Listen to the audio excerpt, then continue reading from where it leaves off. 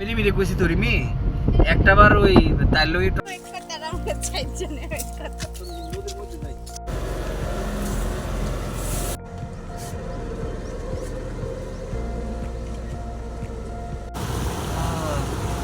চলো বন্ধুরা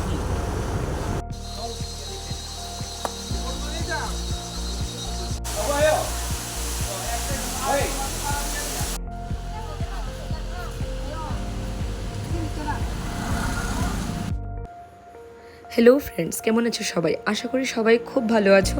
আমিও খুব ভালো আছি। আর আজকে খুবই খুশি, কারণ আজকে আমরা সবাই মিলে ঘুরতে যাচ্ছি ছবিমুড়া।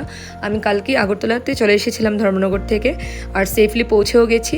কালকের দিনটা পুরো রেস্ট নিয়ে আজকে সবাই সকাল সকাল বেরিয়ে পড়েছি ছবিমুড়া যাওয়ার জন্য। আমরা আগরতলা থেকে খুব সকাল সকাল রওনা দিয়ে দিয়েছি, কারণ ছবিমুড়া পৌঁছতে আমাদের প্রায় 4 ঘন্টা সময় লেগে যাবে। আর যেতে যেতে কিছু কিছু লোকেশন আমরা দেখতে দেখতে যাবো ভেবেছি, তো একটু তাড়াতাড়ি শুরু করে দিয়েছি, কারণ খুব তাড়াতাড়ি না পৌঁছলে আমরা বোটিং করতে পারবো না। তো সেই জন্যই এখন দেখতেই পাচ্ছ পুরোটা জঙ্গলের মধ্য দিয়ে যাচ্ছি। জায়গাটা খুবই সুন্দর। অমরপুর ডিস্ট্রিক্টে অবস্থিত এই ছবিমুড়া জায়গাটি গোমতী নদীকে আকর্ষণ করেই বানানো হয়েছে। আর কে কবে বানিয়েছে তার কোনো কিছুই আমাদের জানা নেই, কোথাও এটা খুঁজে পাওয়া যায়নি। তো যাই হোক, তোমাদেরকে গিয়েই ডেসক্রাইব করবো জায়গাটা। তো প্রথমে আমরা রাস্তার মধ্যে থেকে একটু পেট্রোল রিফিল করে নিচ্ছি, কারণ জঙ্গলের মধ্যে দিয়ে যাচ্ছি, কখন শেষ হয়ে যাবে কি হয়ে যাবে কোনো ঠিক নেই। তো তাড়াতাড়ি করে পেট্রোল রিফিল করে তারপর আমরা এই যে অমরপুর ডিস্ট্রিক্টে আমরা অমরপুর ঢুকে গেছি। আর এই যে বিশাল বড় লেকটা দেখতে পাচ্ছ, এটা অমরপুরের মধ্যেই আছে। তো অমরপুর আমরা আসতে সময় একটু ঘুরবো ভাবছি। এখন আমরা সোজা চলে যাব ছবিমুড়াই। তো অমরপুর পৌঁছে গেলে ছবিমুড়া যেতে খুব বেশি সময় লাগে না। তো এই দেখো, জায়গাটা পুরোটাই জঙ্গলের মধ্যে। আমরা পৌঁছেও গেছি। এবার আমরা গাড়িটা ভালো করে পার্ক করে তারপরে গিয়ে বোটিংয়ের কী আশয় বিষয় আছে সেগুলো নিয়ে কথা বলবো। তো চলো, তোমাদেরকে দেখাচ্ছি সামনে কি হচ্ছে। তো আমরা পৌঁছে গেছি যেখান থেকে বোটিং করা যায় সেই জায়গাতে। ওরা কথা বলছে অলরেডি, আর আমি ততক্ষণে চারপাশটা আপনাদেরকে ঘুরে দেখাচ্ছি। দেখতেই পাচ্ছ এখান থেকে গোমতী নদীটা দেখা যাচ্ছে। জলটা এখন একটু নোংরা হয়ে আছে, কারণ আমরা একদমই বৃষ্টির সিজনে চলে এসেছিলাম তাই। আর এদিকে দেখো প্রচুর ফুল ধরে আছে এই গাছগুলোতে। আমি খুব মিস করি ব্যাঙ্গালোরে এই ফুল গাছটা, কারণ আমারও আছে কিন্তু একটা দুটোর বেশি ধরে না, কিন্তু এখানে প্রচুর ধরে আছে। তো যাই হোক, আমরা বোটটা পেয়ে গেছি। এবার আমরা রওনা দিয়ে দেবো নদীপথে। তো তোমাদের সঙ্গে পুরোটা আমাদের অভিজ্ঞতা শেয়ার করছি। আর এখানে আমি প্রথমবার এসেছি, আমি আর আমার বান্ধবী, কিন্তু ওরা দুজন আগে চলে এসেছে। তো ওরা এই জায়গার সম্পর্কে সবই জানে। তো ওরা বলছিল যে ওরা যেখানে যেখানে গেছে আগে সবগুলো জায়গায় ওরা ঘুরাবে। আর আমরা বোটটা মানে পার্সোনালি নিয়ে নিয়েছি যাতে ভালো করে ঘুরতে পারি, অন্য কারোর সাথে শেয়ার করিনি। তো আমাদের বোটের খরচা পড়েছিল 2500 টাকা। আর এখান থেকেই আমাদের নদীপথে যাত্রা শুরু হয়ে গেছে। তো তোমরা সবাই জানো নিশ্চয়ই, যারা ছবিমুড়া আগে এসেছো, ছবিমুড়াকে মানে ছোট্ট অ্যামাজন বলা হয় ত্রিপুরার। আর এখানে খুব দারুণ হাওয়া বইছিল, কারণ ওয়েদারটাও এরকম ছিল, হালকা হালকা ক্লাউডি, হালকা হালকা সানলাইট ছিল। তো আমরা সবাই মিলে আমাদের মোবাইল অন করে এখান থেকে ফটো ভিডিও যা যা ভালো লাগছিল সবগুলোই নিয়ে নিচ্ছিলাম। আর সামনে বসতে দারুণ একটা মানে অভিজ্ঞতা ফিল হচ্ছিল, যে সামনে থেকে হাওয়াটা আরও বেশি মানে ফিলিংসটা বেশি আসে। সামনে বসলে হাওয়াটাও ডাইরেক্ট পাওয়া যায়, নদীটাকে ভালো করে ফিল করা যায়। তো আমরা একজন দুজন করে সবাই সামনে মোটামুটি বসেছি।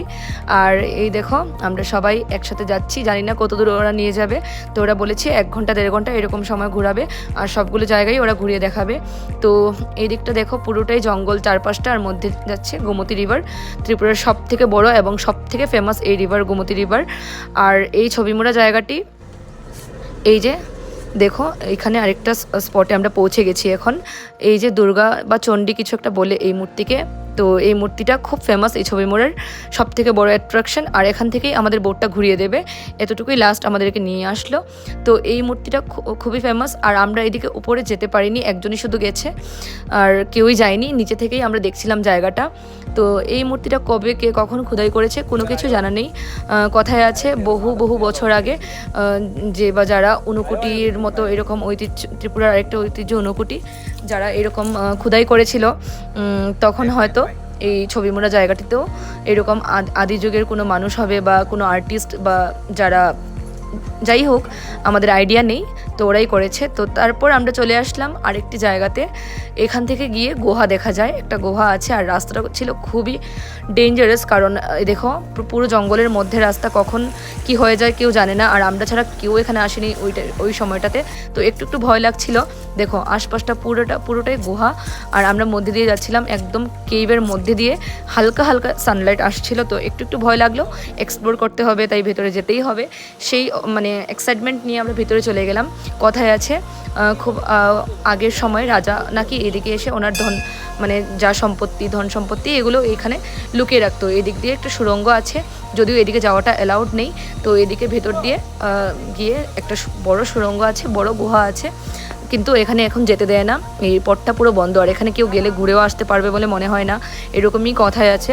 জায়গাটা খুবই রিস্কি, শুধুমাত্র এই রাজার জিনিসগুলো, রাজা ওনার ধন সম্পত্তিগুলো এখানে রাখতেন।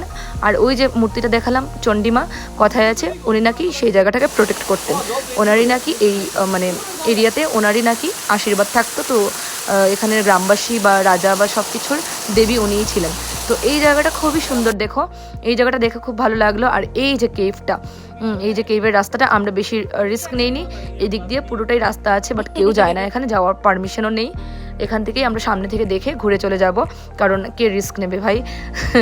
এত রিস্কি জায়গা, দেখতে সুন্দর লাগছিল, এইটুকুই যথেষ্ট।